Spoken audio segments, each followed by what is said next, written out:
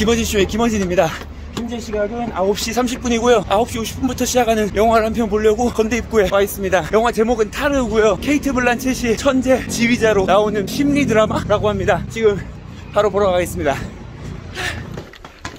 네, 그래서 방금 전까지 케이트 블란쳇 주연의 영화 타르를 봤고요. 아주 거칠게 한마디로 요약하면 한 아이의 아버지였던 유능한 지휘자가 몰락하는 이야기거든요. 그런데 그 주연 배우가 케이트 블란쳇이야. 그 점이 굉장히 흥미로웠어요. 이건 제 개인적인 편견일 수도 있겠습니다만 클래식 업계는 예쁜 거, 아름다운 거, 멋있는 거를 엄청 좋아하는 것처럼 보이고 실제로 그렇게만 할 것처럼 보이지만 사실은 그렇지 않다. 그 내부에서는 성추문이라고 생각될 수 있을 만한 구설수도 있고 정치도 존재하고 사실은 마초적이고 비민주적이다. 약간 저 개인적으로 그런 편견이 있어요. 어쩌면 정말 사실이 그런 건지도 모른다 라고 하는 거를 이 영화는 계속 주장하려고 해요. 그리고 그 주장은 어쩌면 뻔한 백인 시스젠더 헤테로 남성 배우가 나와서 연기했으면 씨알도 안 먹혔을 텐데 케이트 블란쳇이 굉장히 마초적인 재능 있는 지휘자 역할을 하기 때문에 설득되는 그런 느낌이 있었어요. 어쨌든 좀 신선한 경험이었습니다. 시스젠더 백인 남성이라고 하니까 갑자기 또 생각이 나는데 제가 최근에 또 더 웨일이라고 하는 영화를 봤어요. 줄거리를 요약하면 살 날이 얼마 남지 않은 어떤 아버지가 자기 딸과 화해하고 싶어하는 그런 내용입니다. 근데 주인공이 어떤 사람이냐면 자기가 사랑하던 남자 연인을 잃어버린 게이고 그리고 혼자 집안에 갇혀서 스트레스를 먹는 걸로 풀다 보니까 엄청나게 살이 쪄 있고 그런 사람으로 나오거든요. 미이라의 주연 배우가 엄청난 거구로 나와요. 엄청나게 많이 먹고요.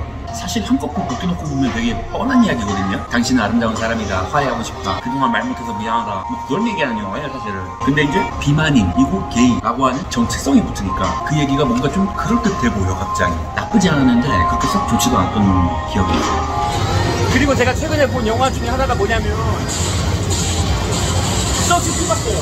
서치라고 하면 컴퓨터 모니터 화면만으로 영화를 구성하는 화제가 됐던 영화 있었지 않습니까? 그 영화 소프니어고요. 그리고 그 영화 주인공은 10대 소녀예요. 그래서 그런 건지 모르겠는데 영화에 나오는 모든 요소가 2개가 됐어요. 사용하는 앱도 한 2배 세트가 들었고 반전도 2개예요. 그리고 화면이 결혼되는 속도도 2배나 달라요. 서치 1을 재밌게 보셨던 분들이라면 서치 2가 재밌을 거예요. 사이버 보안에 대해서 우리한테 주는 교훈도 많고요. 와 정말 컴퓨터 화면, 휴대폰 화면, 스마트워치 화면 가지고 영화를 만들 수 있단 말인가 그런 부분들이 엄청 많은 시도를 했어요. 혹시라도 서치 1을 봤는데 생각했던 것만큼 대단한 영화가 아니었다 하시는 분들이라면 안 보시는 게 나을 거예요. 훨씬 정신사납기만 할 테니까요. 그거 말고 제가 최근에 또 재밌게 봤던 영화가 다음 소위 봤어요. 기본적으로 좋은 영화였고요. 콜센터를 중심으로 해서 실습생 고등학생들의 현실을 영화화한 고발성 영화였는데요. 업무 환경이 너무 가혹하다, 근로계약이 불공정하다, 무슨 사고가 났을 때 아무도 책임지지 않는다, 체계화된 착취에 의해서 실습생 고등학생들만 피해본다, 그런 신문 기사 같은 걸로 간접적으로 듣는 이야기들을 아주 생생하게 시각적으로 보여주고 있어요. 그 점이 아주 대단하기 때문에 그걸 꼭 여러분들 보시라고 추천해드리고 싶습니다. 예를 들면 초반부는 굉장히 조용해요. 첫 번째 컷이 주인공 소희가 아주 조용한 곳에서 댄스 연습을 해요. 그런데 그 소희가 처음으로 하청 콜센터 들어갔을 때 그 영화에서 지금껏 들을 수 있었던 가장 시끄럽고 가장 듣기 싫은 소음이 들려요. 그걸 한번 직접 본다는 차원에서라도 이 영화는 볼 가치가 충분히 있는 것 같습니다. 이렇게 해서 지금까지 총 4편의 영화를 소개해드렸는데 4편의 영화는 모두 주인공이 토하는 장면이 나와요.